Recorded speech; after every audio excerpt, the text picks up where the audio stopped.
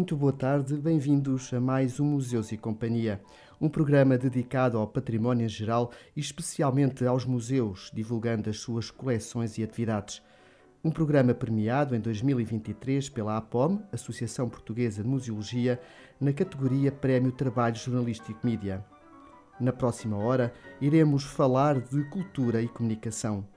O património é bem comunicado? Quais as relações entre museus e comunicação? Para responder a estas e outras questões, temos hoje aqui connosco, em estúdio, Luís Neves, consultor cultural.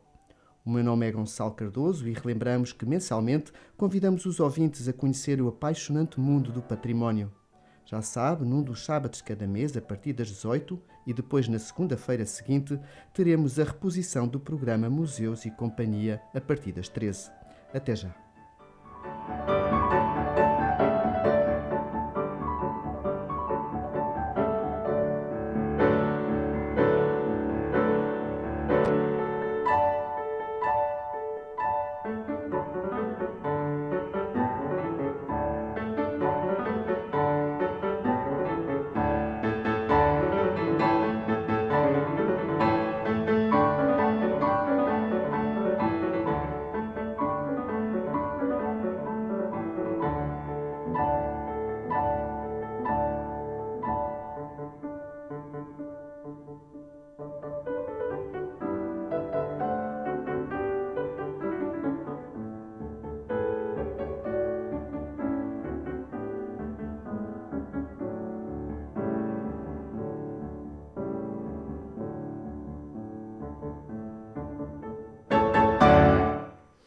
Boa tarde, Luís Neves, bem-vindo a este programa da ABC Portugal, Museus e Companhia, e obrigado por estares, obrigado por estares aqui connosco neste programa e bem-vindo a Orém.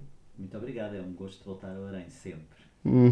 Eu vejo que, já me apercebi quando entraste aqui no estúdio, que estás à vontade para conversar. Tu tens experiência na rádio, tens um programa.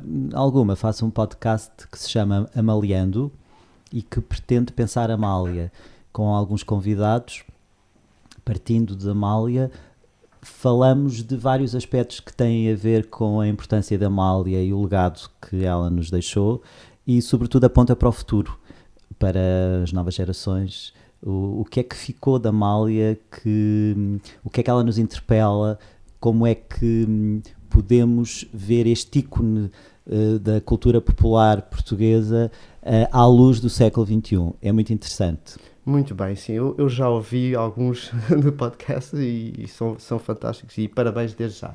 Obrigado. Luís Neves, fala-nos um pouco de ti. Foste nascido e criado onde? Nasci em Montreal, numa vila termal. Concelho de Leiria, Distrito de Leiria e aqui nossos vizinhos, portanto, do Distrito de Santarém. Exatamente, o Oeste Agreste, que eu digo muitas vezes a brincar.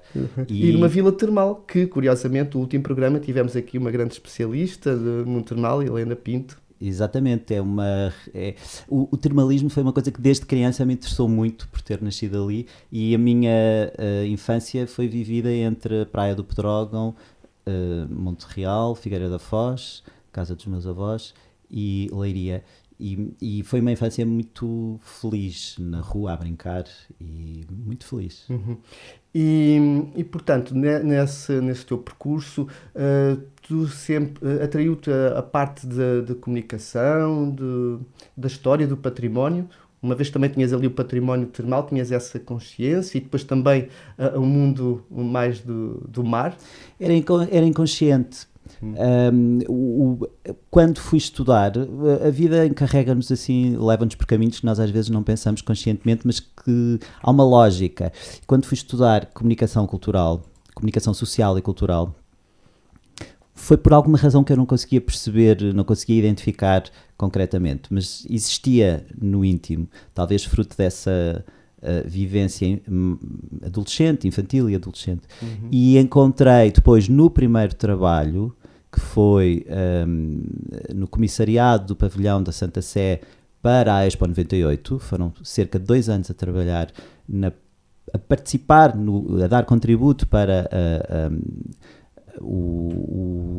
a exposição e tudo o que o Vaticano apresentou na Expo 98. Aí encontrei vontade de trabalhar nas questões da comunicação, aliando comunicação e cultura. Portanto, no fundo encontrei uma razão para o que academicamente tinha estudado. Podes acabar. Foi uma experiência muito interessante e percebi também que se trabalha em equipa. Trabalhei com a professora Natália Correia Guedes, com a Isabel Roque, com a Dália Guerreiro, com o Oscar Casaleiro, e foi uma experiência muito interessante porque foi trabalhar em toda a produção dos espetáculos e da programação cultural que o Vaticano apresentou no Dia Nacional e também na exposição que tinha como título Fons Vitae, a importância da água no cristianismo, indo pegar o tema central dos oceanos da água. E curiosamente, Gonçalo, agora recentemente visitei a exposição que está na Gulbenkian sobre os tesouros da Santa Sé e encontrei de repente olho para uma vitrine e vejo uma peça que era uma bacia de benção da água e disse, eu conheço esta peça, fui atraído, tinha vindo, foi uma peça que foi oferecida por Dom João V à Basílica do Santo Sepulcro e tinha estado cá na exposição e emotivamente fiquei tão agradado porque aquela peça dizia-me alguma coisa, não é? Eu disse Santa Sé, não, Terra Santa. Terra Santa, exatamente. E nós criamos também esta relação com o património. E foi então por aí que entraste e te aproximaste do património, nessa grande experiência. Nessa primeira experiência, do Vaticano. Sim. E a partir daí pensei, é uma linha que eu quero seguir. Mas desculpa, portanto, se a hostelaria foste estudar comunicação em Lisboa, na Universidade Católica em Lisboa. O curso era de Comunicação Social e Cultural. Comunicação Social e Cultural. Há uma altura que terás que escolher a vertente mais Escolhi a do comunicação jornalismo. Cultural, sim. E em relação ao jornalismo, não tiveste essa experiência, continuaste, não te seduziu? Tive essa experiência e tive essa experiência também a nível local, em Leiria, trabalhei num jornal em Leiria durante algum tempo e foi uma experiência importante para me dar ritmo de escrita, perceber como é que se trabalha numa redação, mas não era o que eu queria seguir, objetivamente. Eu percebi e na altura tive a capacidade de seguir outro caminho. E depois fui trabalhar para museus. Trabalhei em Tomar, aqui muito próximo. Na Câmara Municipal, como técnico de museus. Porque, entretanto, também fiz museologia, fiz o mestrado em museologia e porque quis seguir. Porque, olhando agora para trás, o que eu percebo é que eu vi nesta área a possibilidade de valorizar a comunicação e ter conteúdos para a comunicação. Portanto, interessou-me sempre, para além do lado histórico, etnológico, etnográfico, etc., interessou-me trabalhar a comunicação. E é isso que vamos falar mais à frente, se não te importares, portanto, essa ligação da comunicação, do património, dos museus, quem cuida as coleções e como é que divulga e também noutro contexto a nível de exposições. Mas em relação ainda às tuas experiências, que eu olho aqui para o extenso currículo que tu tens, em termos também de curador de várias exposições, eu vejo aqui também uma exposição da qual foste curador, que decorreu em Roma, também lá está a exposição Amália, se calhar foi por aí que também entraste neste mundo da Amália, o tal programa Amaliando, portanto, Amália Saudades do Brasil, no Consulado Geral de Portugal em São Paulo, também no Rio de Janeiro. Portanto, tens andado muito também fora do país. Tentando dar aqui alguma sequência para se perceber o percurso. Depois da Santa Sé, eu olhei para esta área como para as exposições e como um dispositivo de comunicação. E interessou-me trabalhar isso e de uma forma até mais, talvez, menos ligada a instituições, portanto, de uma forma livre. Falas aí de várias experiências que me deram muito gosto fazer. Por exemplo, a exposição da Amália no Brasil. Juntei-me com a Sara Cavaco e com o Frederico Santiago e propusemos fazer uma exposição que tinha a ver com a história, a importância do Brasil na vida artística da Amália. A Amália, por exemplo, só um pequeno exemplo, a Amália gravou os primeiros discos no Brasil. Quando chega ao Brasil, na década de 40, não tinha ainda gravado. Só isto mostra como o Brasil foi tão importante na construção da carreira da Amália. Portanto, a exposição conta a história da chegada da Amália ao Brasil. Aliás, começa com uma fotografia dela a descer num avião da TAP, que é uma fotografia muito conhecida, e depois conta toda essa história e a importância da Amália, do percurso que a Amália teve no Brasil, na sua vida. E foi em São Paulo, foi inaugurada pelo presidente Marcelo Rebelo de Sousa, foi no consulado, e depois fizemos também na Cidade das Artes, adaptada. E foi uma alegria ver o interesse que no Brasil existe sobre a Amália. Ainda, apesar das novas gerações já não estarem tão ligadas à cultura portuguesa como as anteriores, mas foi uma descoberta para alguns, e para outros foi poder conhecer mais sobre um ídolo. E as exposições têm esta força de poder transmitir histórias, contar histórias às pessoas. E lá no Brasil, com essa exposição, trabalhaste, eu não sei em termos da comunicação dessa exposição, se era feita por colegas brasileiros? Sim, havia uma assessoria de imprensa local. É muito difícil para nós, portugueses, ir trabalhar comunicação nesse lado de contacto com os média, porque não conhecemos o terreno. Aqui em Portugal faço, mas no Brasil era mais complicado. No Brasil preocupámos-nos com os conteúdos, com a parte museográfica, a parte expográfica, como dizem os brasileiros. Como é que dizem, desculpa? A expografia. Mas o Brasil não foi, esta exposição não foi a primeira que eu fiz no Brasil. Antes disso, tive uma experiência muito interessante com as tapeçarias de Porto Alegre.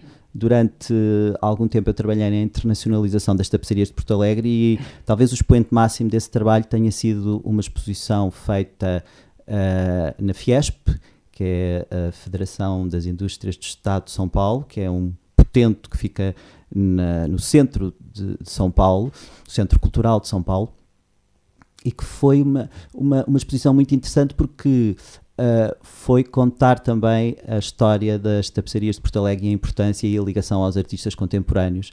E aí fiz também a curadoria, com um catálogo também com várias pessoas a contribuir, e foi levar a Almada, Vieira da Silva, Corbusier, enfim, todos os artistas que trabalharam com as tapeçarias de Porto Alegre numa grande embaixada e com peças incríveis e enormes. E algumas suscitou das muito peças. interesse. Exatamente, aí foi, e a Fiesp tem uma estrutura muito profissional, e foi uma exposição que teve bastante impacto. E foi também depois a oportunidade, que eu esse lado também acho muito interessante, a oportunidade de fazer alguns contactos no Brasil com artistas contemporâneos, mostrando-lhes a possibilidade de uma técnica que pode estar ao serviço criativo deles. A técnica do Ponto de Porto Alegre, e foram feitos contactos com o Vico Muniz, com outros artistas contemporâneos, que ficaram a conhecer também este trabalho, e teve muito público. A exposição depois também esteve no Rio de Janeiro, no Museu Histórico Nacional. Também. E depois veio também para Portugal? Não,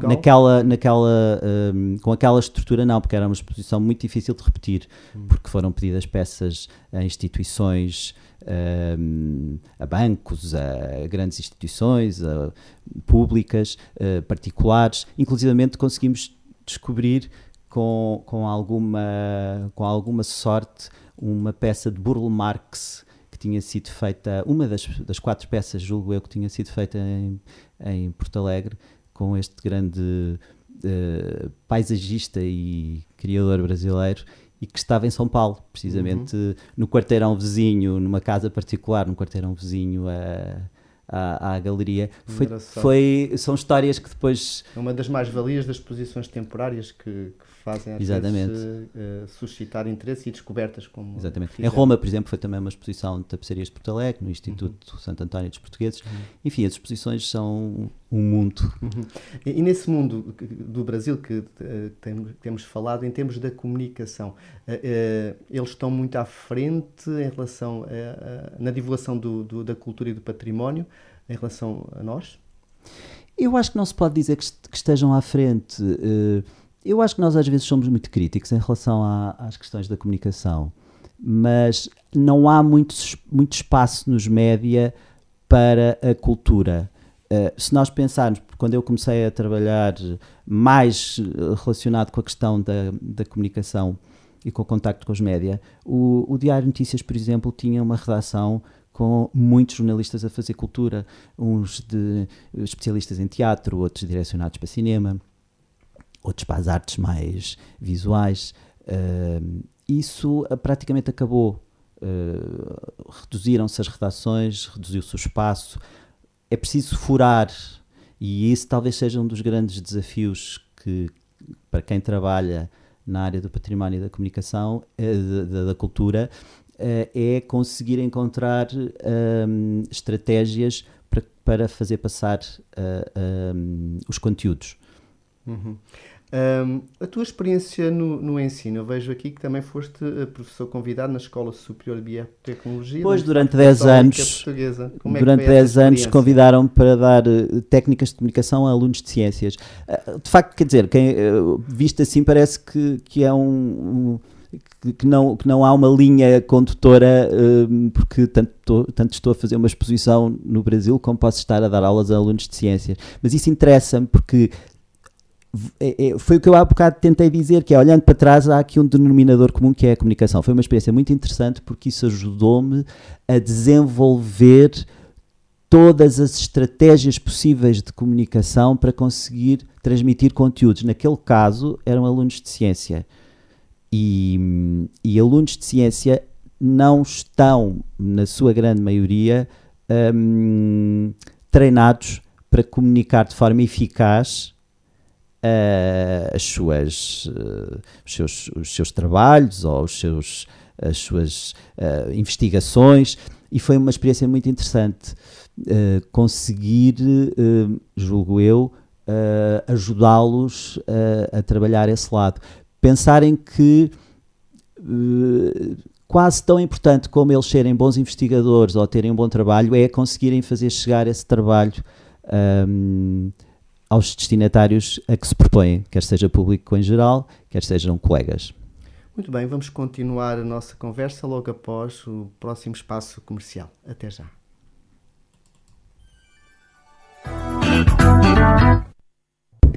Procura um lugar para almoçar com a família que seja agradável, com requinte e conforto?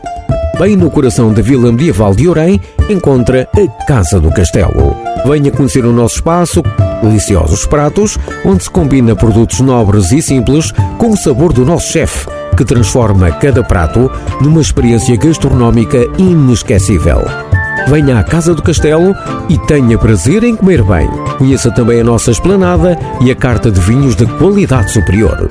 Entre em contacto através das nossas redes sociais ou do número 914-140-039. Casa do Castelo, na Vila Medieval de Orém.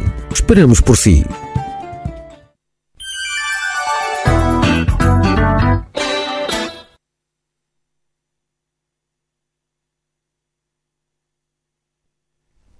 E voltamos à conversa com Luís Neves a respeito da cultura e património, o diálogo que deverá ser feito. Vamos continuar então esta conversa, Luís.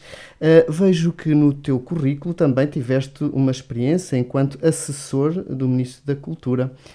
Como é que foi essa experiência do Ministro? Pedro Roseta e Maria João Bustorff. Uhum. Pois, foi uma experiência muito interessante e na altura eu estava 2000 e... Bom, já não vale a pena fazer contas. Estava a trabalhar em Tomar como técnico de museus, muito feliz e contente e entretanto com um desafio enorme que era fazer parte da equipa que estava a montar um museu de arte contemporânea José Augusto de França. E foi um privilégio poder trabalhar em proximidade com José Augusto de França e, sobretudo, com o pintor Fernando de Azevedo, que é uma pessoa que ficou muito na sombra e que eu poderia ficar aqui a falar o programa todo sobre ele e o que aprendi com a sensibilidade dele. Mas, enfim, estava contente a trabalhar lá e com todos aqueles núcleos, a sinagoga, o Museu dos Fósforos, por aí fora, que é uma cidade muito rica em património. É uma cidade postal. Tomás. É uma cidade postal, aqui vizinha, e entretanto convidaram-me para ir trabalhar na comunicação do Ministério da Cultura junto do Gabinete do Ministro. Eu não hesitei e foi uma experiência muito interessante porque permitiu-me conhecer toda a estrutura da cultura por dentro, a máquina, e ter uma visão geral. Às vezes as pessoas não têm essa noção, mas a tutela da cultura vai desde a corrida de touros, se for preciso, até ao museu, à Torre de Belém, ou a Casa da Música, ou ao Museu de uma Aldeia. É muito dispar, e isso, estando ali num gabinete do Ministro, no Gabinete do Ministro, tem-se acesso a isso tudo. E foi uma época muito desafiante também em termos de comunicação. Tivemos o roubo das joias, que foi uma coisa terrível, e que dava um programa... Foi nesse período dava um programa eu hoje em dia tenho uma visão muito, muito clara do que foi bem feito e não foi bem feito em termos de comunicação. Podes partilhar, se quiseres. Podemos falar um bocadinho sobre isso. Tivemos a Casa da Música, houve capitais nacionais da cultura, portanto foi uma altura muito rica e muito interessante também. Mas interrompeu-me, de uma certa maneira, o caminho nos museus que eu estava a seguir. Se não tivesse sido esse convite, eu provavelmente hoje seria um técnico de câmara de museus e teria de tomar, ou se calhar já tinha mudado para outro sítio, mas para ser honesto, eu acho que fiz bem em ter feito essa interrupção para a personalidade que sou e a forma como gosto de trabalhar e a diversidade de trabalhos que gosto de ter. Sim. Eu acho que fiz bem. Até porque, para ser honesto contigo, nós somos amigos, já nos conhecemos há muitos anos, aliás, conhecemos numa ação de formação da Rede Portuguesa de Museus. Sim. E também um encontro de serviço educativo em Leiria, exatamente. No Museu Escolar de Marrazes. Exatamente. Foi a primeira vez e depois frequentámos o curso da Rede exatamente. Mas, retomando, para ser honesto... Meu Deus, isso foi no princípio do século XX. Não vale a pena referir.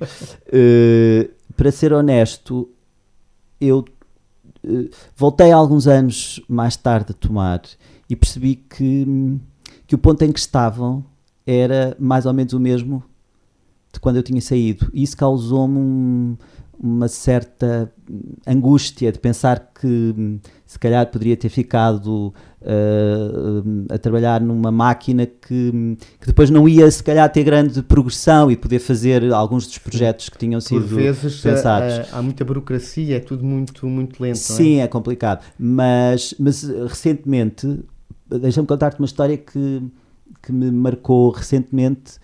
Visitei Tomar com os amigos brasileiros que estavam cá, arquitetos, aliás, com quem tinha trabalhado na exposição das tapeçarias de Porto Alegre, tinham sido os arquitetos que tinham feito a exposição no Rio de Janeiro, e visitei Tomar e entrei pela primeira vez, passado estes anos todos, na moagem Mendes Godinho, que está transformada agora, e muito bem, num polo cultural de residências e de ateliês de artistas, e estava a mostrar-lhes e a explicar o que era, e que até tinha havido um projeto de ciência viva para lá, e etc, etc. Bom, e de repente olhei para alguns daqueles mecanismos e vi penduradas umas etiquetas, e eu aproximei-me e reconheci a minha letra. Foi um primeiro projeto de inventariação do espólio e daqueles mecanismos sem fins, aquilo são 5 ou 6 pisos que funcionam todos como uma moagem, e eu passei semanas naquela moagem sozinho, a encontrar lógicas e a perceber o que era cada um daqueles objetos e cada uma daquelas máquinas, e tinha feito essas pequenas etiquetas de identificação, e fiquei comovido quase quando, passado estes anos todos, cheguei lá e as etiquetas estão lá musealizadas como, enfim, já fazem parte do próprio espólio. Ninguém as retirou, e achei curioso E fiquei emocionado, e até partilhei com esses meus amigos que imaginem que passado estes anos todos, 20 anos de eu ter trabalhado aqui, estão aqui as minhas etiquetas com a minha letra. Do trabalho que contribuiu, porque por vezes esquecemos a importância, muitos esquecem-se da importância da investigação e do inventário, não é? Portanto, e ficou ali também, não é? Isto tudo já me perdi porque me tinhas feito uma pergunta e eu comecei a falar de Tomar. Tinha a ver, julgo eu, com a questão do Ministério. O Ministério da Cultura, que saíste na altura de Tomar e para... Exatamente, interrompi este percurso, que depois já não voltei para a trabalhar em museus, mas conseguir... ao longo do meu percurso profissional consegui ir trabalhando a questão da comunicação, das exposições, juntando as duas partes. Hoje em dia eu trabalho numa consultora de comunicação, mas faço também consultoria cultural e sempre que possível faço exposições, como aconteceu recentemente, por exemplo, com um dos últimos projetos que foi integrado no meu trabalho atual, que foi para a Ordem da Trindade, no Porto. Tinha 2 salas com espólio e um cofre. E decidiram abrir o espaço para ser visitado. Também fruto do turismo que o Porto agora está a ter. E foi um trabalho que abrangeu todas as áreas. Nós chegámos lá, uma equipa muito pequena, um historiador, o Mário Pastor, Mário Pastor. Eu conheço, foi meu colega de curso. Olha, estas conversas. Mário Pastor. Meu colega de curso. Excelente. Gostei imenso de trabalhar com ele.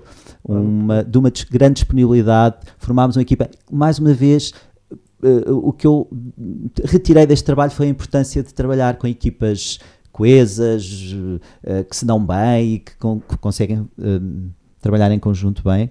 Não sabia que o Mário Pastor tinha sido teu colega, que giro. E no Porto não é, ele é historiador. A Maria Ramalho Fontes, designer, o Filipe Gil, também designer, a Marta Mimoso, enfim, foi uma equipa que trabalhou, uma equipa pequena, mas que trabalhou. E o que nós fizemos quando chegámos lá foi olhar para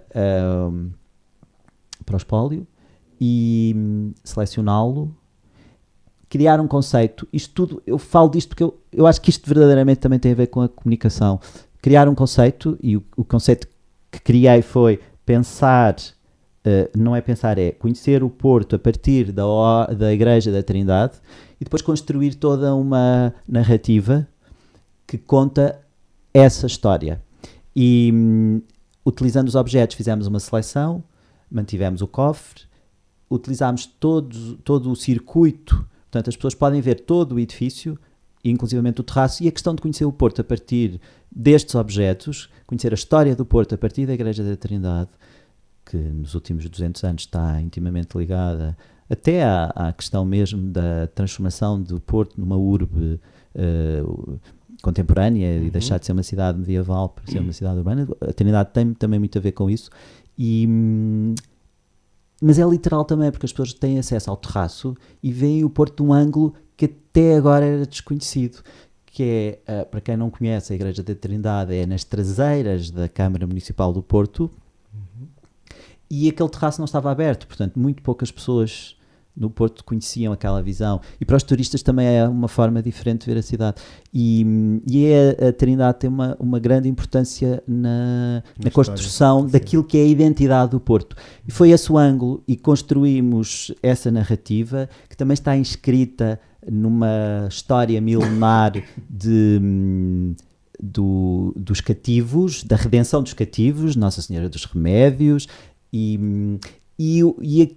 construímos esses audioguias que as pessoas podem... Toda essa questão de comunicação. E depois fizemos a parte seguinte de comunicar isso para os média, dar a conhecer, e já fizemos algumas entrevistas, demos essa informação aos jornais, estamos a criar a propor também uma programação cultural que possa complementar a exposição.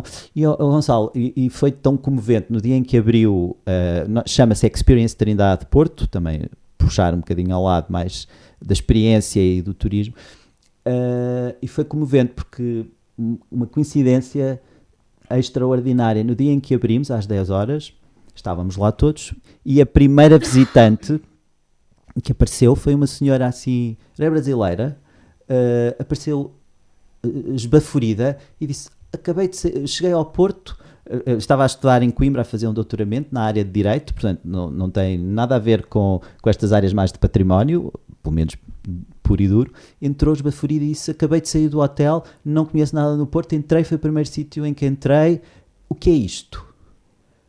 E nós estávamos lá, explicámos, Igreja da Trindade, e ela, Nossa Senhora dos Remédios, eu fui missionária, e depois é que fui estudar Direito, e isto para mim é um sinal que é engraçado, é a primeira coisa que eu vou visitar no Porto. Visitou a exposição e ficou tão tocada, porque achou que também tinha sido um momento para ela interessante e importante. Oferecemos-lhe uma pequenina jarra de cerâmica da própria Ordem da Trindade, e no fim para mim foi muito comovente que assinou o livro, abriu o livro do visitante e escreveu uma mensagem muito simpática com 3 ou 4 linhas e terminava assim: deixo a minha caneta como deixo aqui o meu coração. E deixou a caneta dela, uma caneta de uma marca conhecida, Montblanc, e deixou ali. E foi tão tocante aquele gesto que a visitante quis deixar, por se ter reconhecido naquele património, por ter, primeiro dia que estava no Porto, visitou aquela exposição e ficou logo a ter uma ideia sobre o Porto. Foi tão comovente que a primeira coisa que me passou pela cabeça foi: vamos integrar esta caneta com o bilhetinho que a visitante deixou no cofre como mais um objeto, o mais recente objeto oferecido. A última incorporação. A última incorporação, porque na verdade o cofre está cheio, no bom sentido, de ex-votos, de pequenos presentes, pequenos ou grandes presentes, botões de punho, de fotografias com fios de algumas das pessoas que decidiram oferecer à Ordem. Portanto, o património também tem este lado de comunicação que eu acho muito interessante, com a pessoa que pode ser massa, pode ser uma massa de pessoas, mas também pode ser uma pessoa. Naquele momento eu senti que nós tínhamos chegado ao coração daquela visitante, e continua a seguir-nos nas redes sociais, a seguir a Ordem da Trindade nas redes sociais, e foi uma pessoa que ficou ali em contacto e que acabou quase por ser uma embaixadora daquela exposição. Isto foi muito comovente, e a sorte de termos conseguido assistir a isso. Claro, porque ela podia ali, ter ido e ter passado despercebido. Foi uma sorte.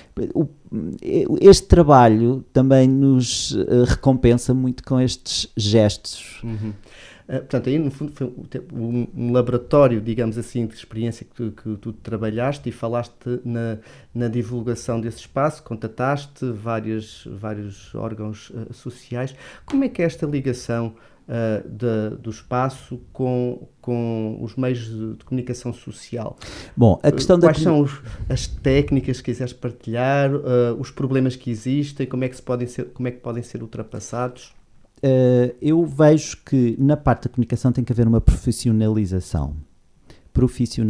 Aquilo que nós muitas vezes pensamos, o comum dos mortais, é que qualquer pessoa pode fazer comunicação. Qualquer pessoa escreve umas linhas e telefona a um jornalista ou faz um conteúdo para disponibilizar nas redes sociais. Isto não é bem assim. Há que seguir uma estratégia e há que trabalhá-la profissionalmente. Porque isso aumenta a possibilidade da eficácia dos resultados. E isso é sempre o que isso é o que eu faço profissionalmente, tento fazer, umas vezes mais bem sucedido, outras vezes menos bem sucedido, mas é estudar muito bem os contextos, saber os conteúdos que nós temos, trabalhá-los de acordo com os públicos a que queremos chegar, conhecer o panorama mediático e saber como é que podemos usá-lo no bom sentido, a nosso favor. De forma a suscitar interesse. E depois implementar a estratégia. Agora, o que é que nós aqui hoje em dia temos, e retomando uma ideia que eu dizia lá atrás, há muito pouco espaço e as redes sociais introduziram aqui outros campos. Mas aquilo que eu também vejo, mas ainda voltando atrás, há pouco espaço, portanto é preciso furar essa barreira, é preciso conseguir que os conteúdos, sem alterarmos e sem nos adulterarmos, conseguir tornar as mensagens apetecíveis e úteis para quem vai, para quem é o destinatário. As redes sociais trouxeram aqui novos desafios. Quais são porque esses? não têm mediação e porque as próprias instituições ou até os artistas individualmente, muitas vezes são eles os próprios a geri-las. E isso pode ser perigoso, de certa maneira. Aquilo que eu tenho verificado é que se sobrevaloriza muitas vezes a importância de alguns destes canais. Eu às vezes faço esse exercício de olhar para algumas destas instituições e perceber quantos seguidores, quantos likes têm, e muitas vezes nem sequer são números muito interessantes. Por isso eu acho que às vezes se sobrevaloriza. Eu acredito muito num trabalho muito mais direcionado. Esta história que eu estava a contar com a senhora brasileira que visitou a Experience Trindade, claro que ela, ao divulgar entre os seus amigos, foi conseguindo organicamente criar aqui alguma dinâmica. Por exemplo, um cantor brasileiro, Zeca Pagodinho, não sei se algumas das pessoas conhecem, é um sambista, estava a fazer um concerto no Porto, visitou, porque estava ali também num hotel próximo, a Experience Trindade e pôs nas suas redes, e tem milhares e milhares de seguidores, e nós percebemos que isso tinha criado uma dinâmica, e estas coisas são importantes, e quem trabalha em comunicação tem que estar muito atento a isto. Tem que encontrar os ganchos, se me permites a palavra, que nos permitem tornar-nos apetecíveis. E em termos dos vários museus ou instituições ligadas ao património para comunicar, haverá condições para terem alguém especializado na comunicação para tentar... Eu acho que faz sentido, e as grandes instituições têm, se nós pensarmos em Serralves, tem um departamento de comunicação, se pensarmos noutras instituições e as mais com pequenas, dimensão... como é que poderão resolver essa situação? Tem que ver também a comunicação como uma mais-valia, como mais uma disciplina ou mais uma área que contribui para o sucesso e o cumprimento da missão e dos objetivos. Não me passa pela cabeça que uma instituição trabalhe fechada para si própria. E a comunicação é o que pode permitir que esse trabalho seja conhecido, chegue às pessoas, seja útil. Uma das coisas que eu dizia aos meus alunos de ciência é que as vossas investigações, os vossos trabalhos, muitas vezes são em instituições públicas, são pagas pelos dinheiros públicos, recebem bolsas. Há também uma obrigação ética e de cidadania de dar a conhecer esses trabalhos. E as instituições culturais eu vejo-as também como serviço público, portanto, tem que chegar às pessoas. Também para chegar às pessoas, pegas em vários assuntos, não só no património, ou vários tipos de património, porque eu vejo aqui que também tens um projeto de divulgação da cultura gastronómica. Pois isso... Queres-me falar sobre isso? Sim, quero. Talvez... Isto abre o apetite para o jantar daqui a pouco. Sim, talvez, sim, é verdade.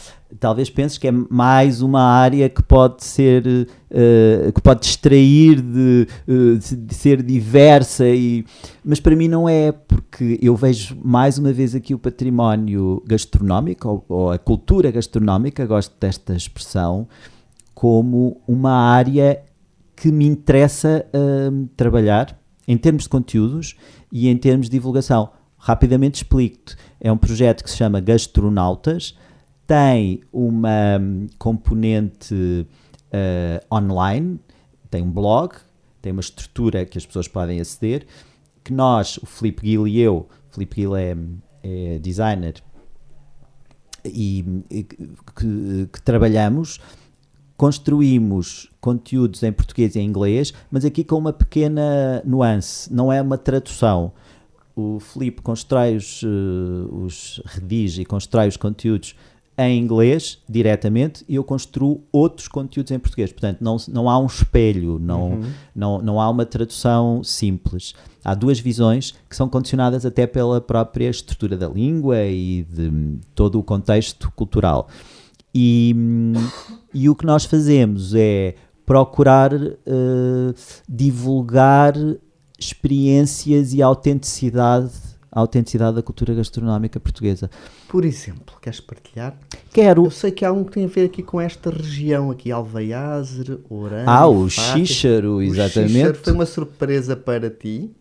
Foi porque eu tinha ouvido falar do Xíxaro assim de uma forma muito distante e não sabia muito bem o que era. Se calhar pensavas que era peixe, porque às vezes quando escrevem... Chicharro. Escrevem chicharro e não xíxaro. Sim, isso era mais próximo porque tem mais a ver com a minha origem mais ligada à beira-mar. Aí eu saberia o que é o chicharro.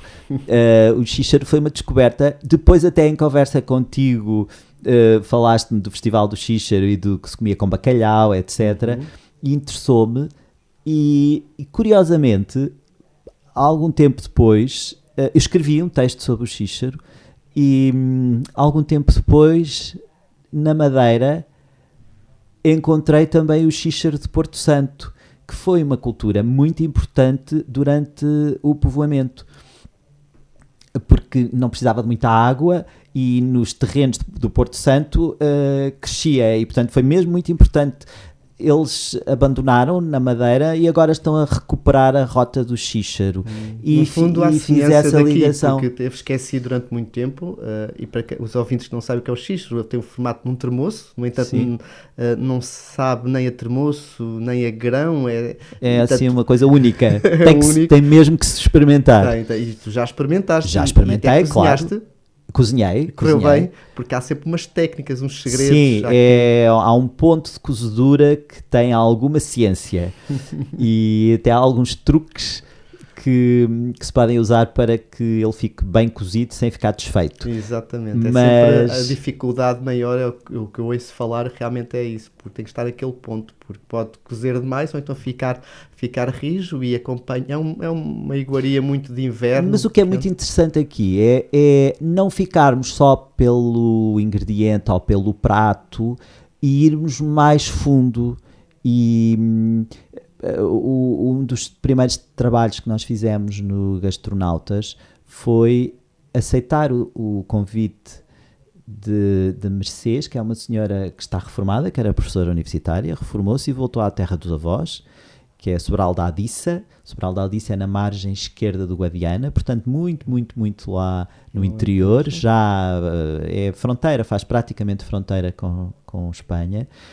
E estivemos lá a fazer uma residência, como nós chamamos, em casa dela, e a conhecer os modos de cultivo dela, já numa transição para biológico, mas recuperando algumas das culturas autóctones, cozinhando com o saber fazer da avó e da mãe, e fizemos uma residência lá e foi muito interessante porque a partir de um ingrediente ou de uma experiência gastronómica conseguimos também contar uma história sobre a cultura gastronómica e acho isso muito relevante. Uma das últimas descobertas, tinha ido a uma reunião em Azeitão e depois fui-me encontrar com uma pessoa amiga no Pinhal Novo e fomos fazer um almoço rápido ali, um restaurantezinho no centro do Pinhal Novo, e descobri a sopa caramela, que nunca tinha ouvido falar. Também não conhecia, muito gosto.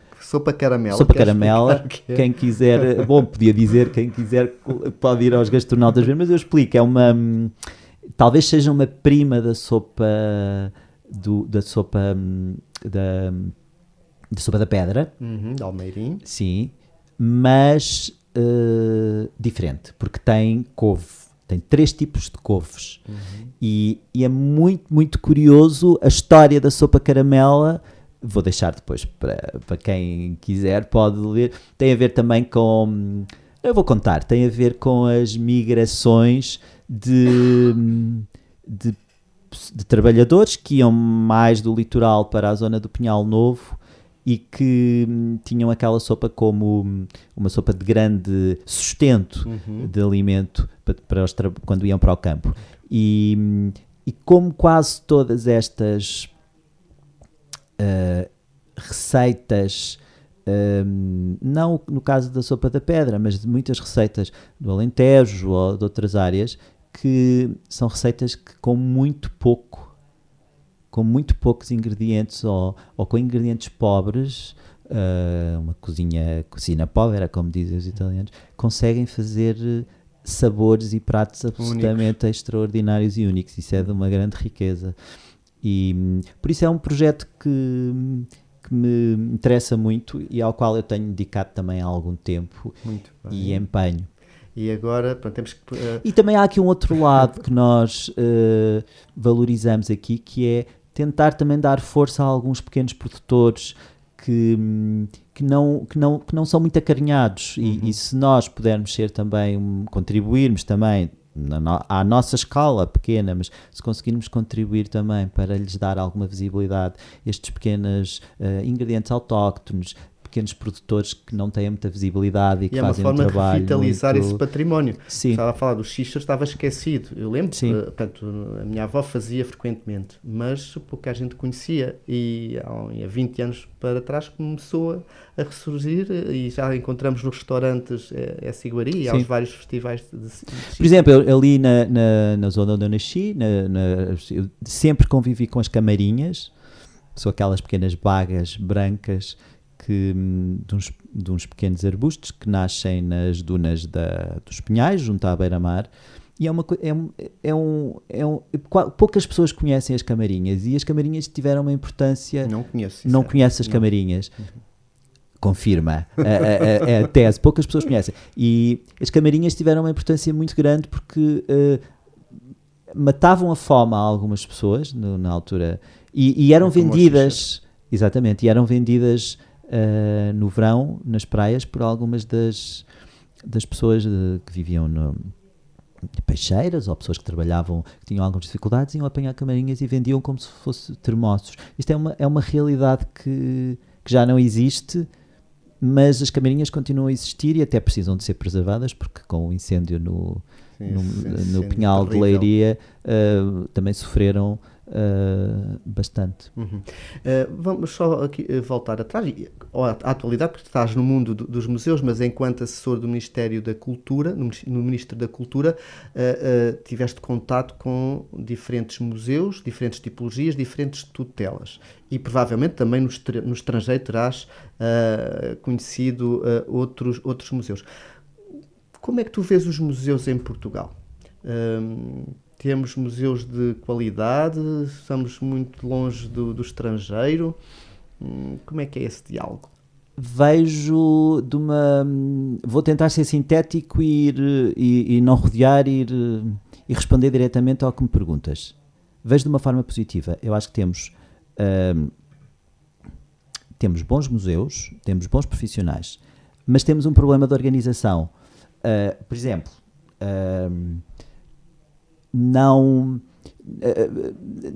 a estratégia da criação de museus, por exemplo, parece-me que pode ser pelo menos discutível quando se aposta em determinados museus novos, construir um museu de raiz, como aconteceu, por exemplo, com o Museu dos Coches, e não se aposta nos museus que existem, que têm grandes dificuldades de sobrevivência. Só este pequeno exemplo. É difícil manter, não é? Portanto, exatamente, só este pequeno exemplo. Parece-me que era preciso pensar de uma forma global. E eu acho que nos falta isso. Falta-nos, enquanto tutelas, pensar de uma forma global, estratégica e ter coragem para apostar naquilo em que nós somos diferenciadores e bons.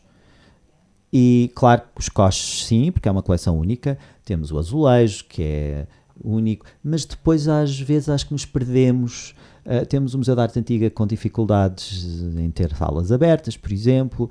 Temos um Museu do Teatro e do Traje que é uma tragédia em termos de espaço, das condições dos espaços, etc., mas ao mesmo tempo estamos a investir no MUD com uma obra que ainda não terminou. Eu não sou crítica em relação a isso, só penso de uma forma global. Haver um equilíbrio. Eu acho que temos que pensar de uma forma mais estratégica e ter coragem para isso. Depois, há aqui uma questão que perguntas-me em relação aos museus. Por exemplo, não consigo perceber como é que não temos um Museu da Floresta. Temos sítio. Aliás, eu nem tenho a certeza do que vou dizer, mas eu julgo que ele, em termos de existência formal, acho que existe. Não sei se houve uma resolução da Assembleia da República que o criou. Julgo que sim, mas posso estar enganado, mas terei de ver. Mas temos um espaço, o Parque do Engenho na Marinha Grande. Eu não consigo perceber como é que não temos o Museu da Floresta, que fazia sentido e que podia ter um papel absolutamente fundamental hoje em dia. E, portanto, assim de uma forma muito quase até se calhar leviana, digo-te que acho que nos falta capacidade de conversar entre tutelas, falta-nos estratégia e falta-nos apostar verdadeiramente, ver os museus e o património como de facto uma mais-valia para o nosso desenvolvimento. Bem, o nosso programa está a chegar ao fim. Eu queria-te fazer uma questão para que me respondesse acerca do teu sonho para o mundo da cultura e da comunicação, sinteticamente. Bom, se calhar é a pergunta mais difícil que me fazes neste espaço. Um sonho. Já tens vários. Sim, eu acho que o meu sonho é que todos nós possamos ser realistas e trabalhar em conjunto. Se há aspecto que eu já percebi é que nós conseguimos, agora posso falar enquanto comunidade portuguesa, nós conseguimos conseguimos construir, fazer bons projetos, temos é que nos organizar e temos que trabalhar em conjunto. Às vezes acho que essa é uma das dificuldades que temos, deixar os egos de lado, conseguir trabalhar em conjunto e pensar que todos nós, aprendi isso com o Pedro Roseta, que ele dizia muitas vezes, as pessoas estão muito preocupadas em deixar o seu nome e a sua marca nas obras, e isso passa. Daqui a uns anos já ninguém sabe quem é que foi a A, B ou C, são muito poucos aqueles que sobrevivem à lei do tempo. Mas as coisas ficam, e desde que consigamos melhorar a vida das pessoas e preservar o nosso património e construir bons projetos e boas soluções, parece-me que talvez seja esse o sonho. Muito bem, obrigado por teres partilhado aqui este teu sonho. Obrigado realmente, Luís, por ter estado aqui neste nosso programa. Parabéns pelo teu trabalho. Obrigado, Gonçalo. E um grande abraço museológico, que já sabes que é um abraço que se conserva. Um grande abraço também para ti e para quem nos ouvir. Caros amigos, despedimos-nos e visitem, já sabem, sempre o nosso património. Museus e Companhia, no dos sábados do próximo mês, aqui na ABC Portugal. E estejam atentos. Obrigado e até lá.